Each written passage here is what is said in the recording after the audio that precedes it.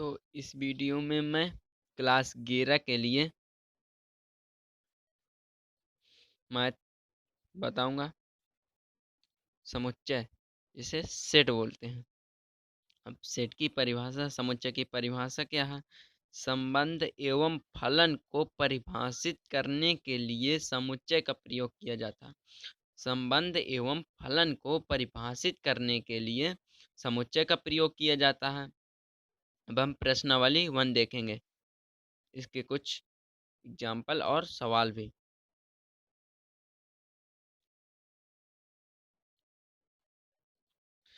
पहला प्रश्न है, निम्नलिखित रिक्त स्थानों में इसे बिलोंग टू अथवा डज नॉट बिलोंग टू बोलते हैं। इसको भरना है। तो आपको उत्तर में इस प्रकार से लिखना है कि पेपर में एक का ए और यहाँ पे हल डाल देना है। बस अब आपको हल करना है, तो इसको पूरा प्रश्न आपको उतार लेना है। 3,4 डॉट डॉट डॉट ए। अब आपको देखना है कि इसमें 3 और 4 ए में है कि नहीं। तो 3 और 4 ए में है, तो आपको बिलोंग टू लगाना है। आपको इसी प्रकार से बी नंबर करना है। आप यहाँ पे ए नंबर डाल सकते हैं और यहाँ पे बी नंबर डाल दीजिए और यहाँ पे 12 डॉट डॉट डॉट ए। अब इसमें देखिए 12 बिलोंग कर रहा है कि नहीं। 1 2 3 4 5 6 7 8 9 10 9 है, 12 नहीं। तो इसमें आप डज नॉट टू बिलोंग लगाएंगे, ऐसे इस प्रकार का चिन्ह लगाएंगे। फिर इसके बाद आता है मैथमेटिक्स, मैथमेटिक्स, मैथमेटिक्स शब्द में आए हुए ए स्वरों का, बी अक्षरों का समुच्चय लिखिए। तो इसका आंसर आपको इस प्रकार से लिखना है कि 2 का हल। प्रकार से अब आपको यहाँ पे डालना है ए, अब स्वरों का।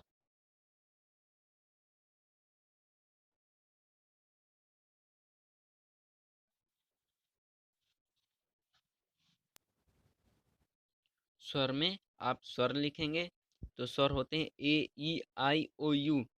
तो ए ई और आई ये स्वर है, तो आपको इधर लिख देना है ए ई और आई। आपको इसी प्रकार से लिखना है और इनको इसका समुच्चय बना देना है और इसमें कॉमा लगा देना है। और फिर इसका आता है बी नंबर। अब आपको बी नंबर में लिखा है अक्षरों का समुच्चय। तो अक्षरों का समुच्चय आपको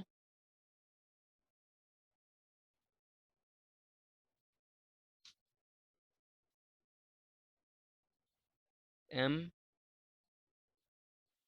ए T H E I C S, और इसको बंद कर देना है और इनके बीच समय कॉमा लगा देना है। तो आपका अक्षरों का समुच्चय हो जाएगा। इसी प्रकार से आपको हल करना है। और फिर इसके बाद आता है निम्नलिखित समुच्चयों के अवयवों को निम्न लिखिए। इसका 20 से कम अभाज्य संख्या का समुच्चय। ये नंबर 20 से कम अभाज्य संख्या का समुच्चय। तो आपको लिखना है कि 3 नंबर का हल और इधर डालना है ए। आपको 20 से कम अभाज्य संख्या है, जैसे 2 का, इसमें 3 5 7 11 13 17 कोष्टक बंद। आपको इसी प्रकार से लिखना है। और आता है फिर बी नंबर। बी नंबर आपको यहाँ पे बी नंबर डालना है। बी नंबर में पूछ रहा है वर्ष के 30 दिन वाले महीनों के नाम। जिस वर्ष में 30 दिन आते हैं उन महीनों के नाम लिखना है। तो सबसे पहले आता है अप्रैल,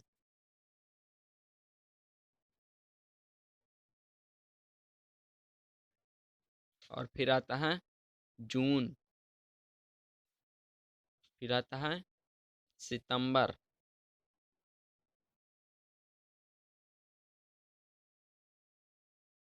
फिर आता है नवंबर,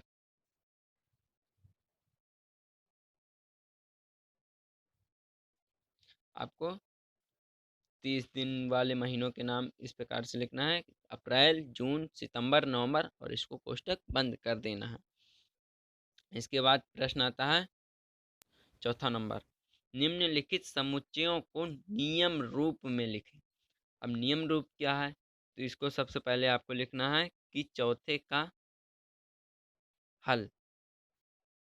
पेपर में इस प्रकार से लिखने हैं और फिर इधर डालना है ए नंबर।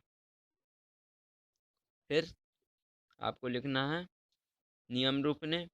नियम रूप में लिखने के लिए 2, 3, 5, 7 ये एक अभाज्य संख्या है।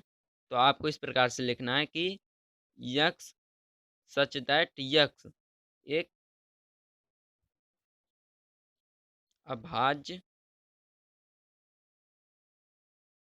संख्या है। आपको इसी प्रकार से लिखना है और इसको पूरा बंद कर देना है, ब्रैकेट बंद कर देना है। फिर डालना है बी नंबर।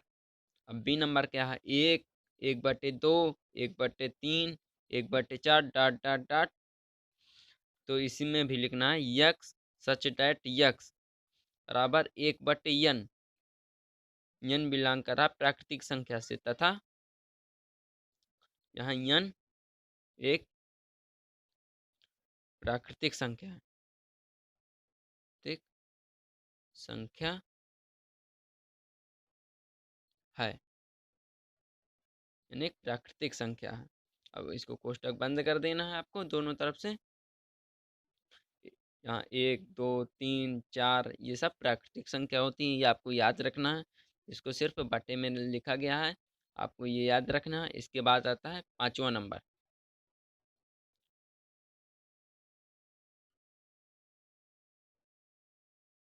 निम्नलिखित को तालिका विधि के रूप में लिखो। निम्नलिखित को तालिका विधि के रूप में लिखो।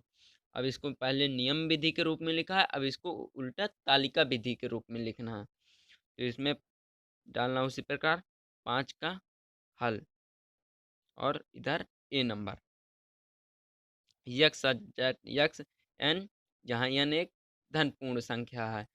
तो धन पूर्ण संख्या है तो इसमें लिखना है, धन पूर्ण संख्या कौन होती है, 1, 2, 3, 4 डॉट डॉट डॉट, ये धन पूर्ण संख्या है।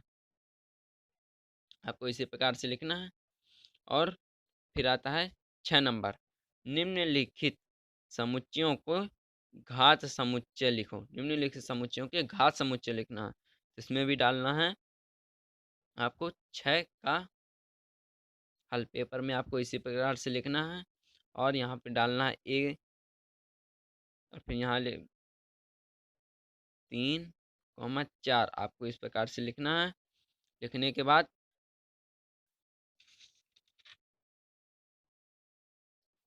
सबसे पहले आता है, इसमें बराबर कर दीजिए आप। फिर आता है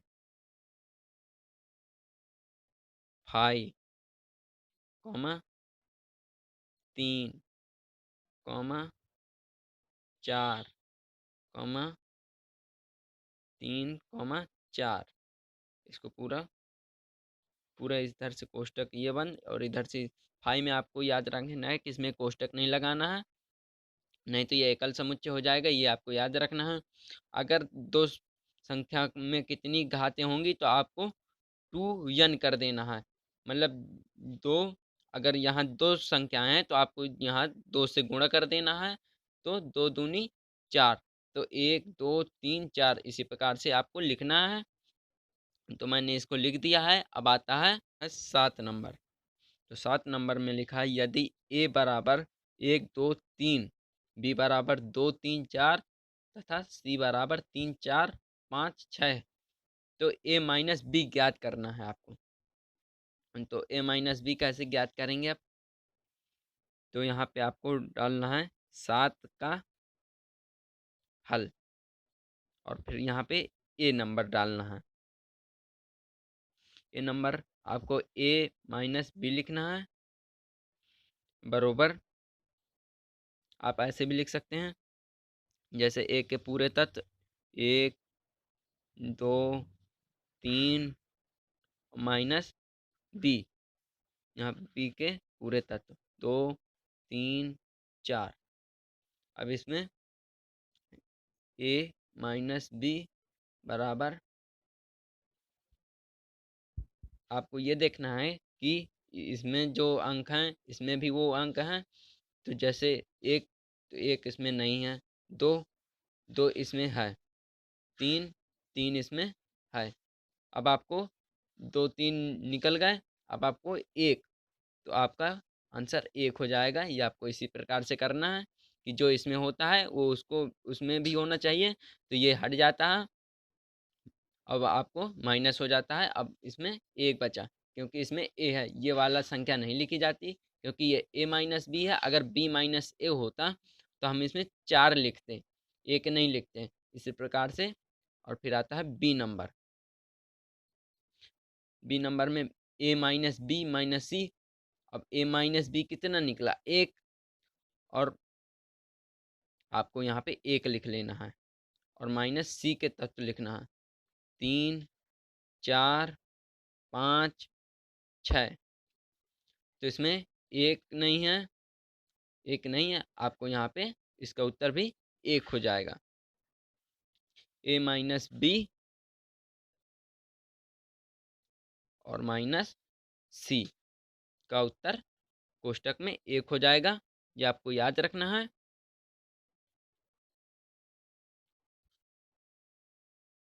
इसी प्रकार से अब फिर आता है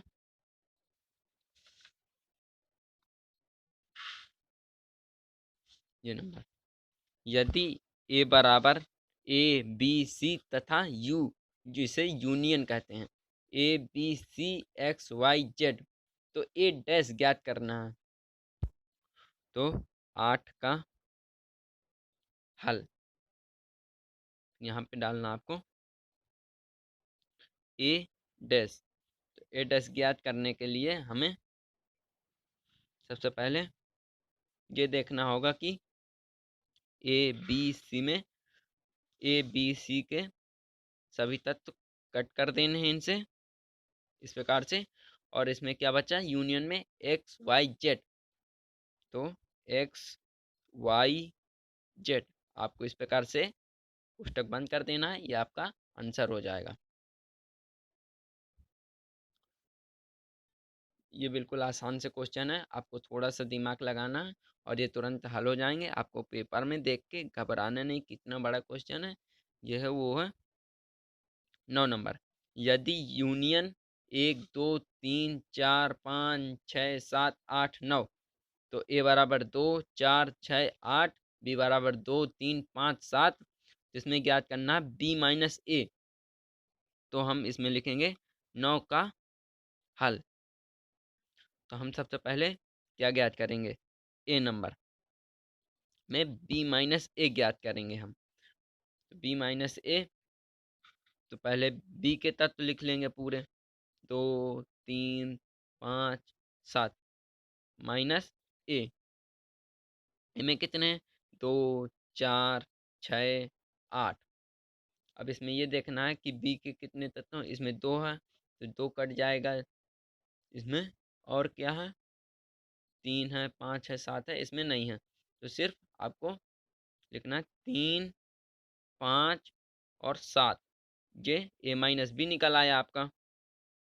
फिर इसमें हमें ए माइनस बी निकालने के बाद हमें ए माइनस बी माइनस ए का डैश निकालना है। अब डैश निकालने के लिए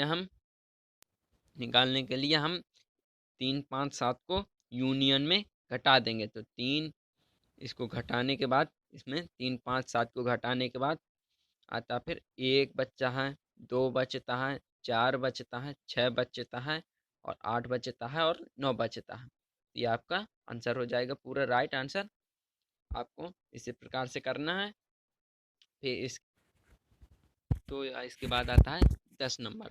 तो 10 नंबर में आपको ए बराबर 1, 2, 3, बी बराबर 2, 3, 4 दिया गया है। इसमें क्या क्या करना, ए यूनियन बी तथा ए इंटरसेक्शन बी। तो आपको लिखना पहले ए यूनियन बी। तो ए यूनियन बी में 1, 2, 3, 2, 3, 4 इसके सभी तत्व मिला के लिखने होते हैं, पूरे समुच्चय मिला के लिखने होते हैं। तो हम इसमें कोष्टक लगाएंगे, 1, 2, 3 इस प्रकार से लिख लेंगे।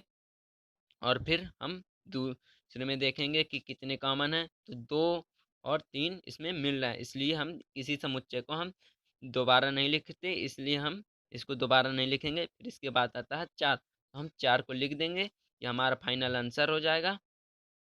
फिर आपको ए इंटरसेक्शन बी लिखना है। इसके बाद 1, 2, 3 इसमें आपको देखना है कि कॉमन कौन कौन है। तो 2 और 3, 2, 3 को ऐसे आपको कर देना है। और फिर इसमें क्या कॉमन है, 1 और 4 कॉमन है, तो आपको इस प्रकार से लिख देना है। और आंसर, तो आपको इंटरसेक्शन में आपको इसी प्रकार से कॉमन को नहीं लिखना और बाकी संख्याओं को लिख देना है। तो आपको इस प्रकार से कट नहीं करना है। ये मैंने इसमें याद रखने के लिए कट किया, आप ऐसे बिंदी भी रख सकते हैं इस प्रकार से। वीडियो पसंद आया हो तो लाइक कर दीजिए और चैनल को सब्सक्राइब कर दीजिए और दोस्तों के साथ शेयर कर दीजिए। धन्यवाद।